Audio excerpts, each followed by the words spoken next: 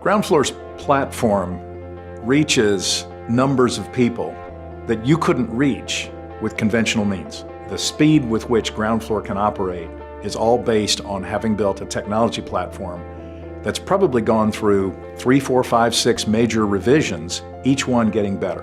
And during the downturn, banks were so clenched up tight because of the financial problems that it was next to impossible to get a bank to lend on a residential renovation project. So banks were lending to builders, but they weren't lending to renovators.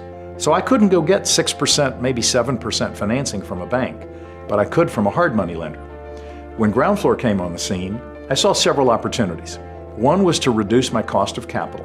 The cost of borrowing the money looked like it could be not just less than a hard money loan, but substantially less.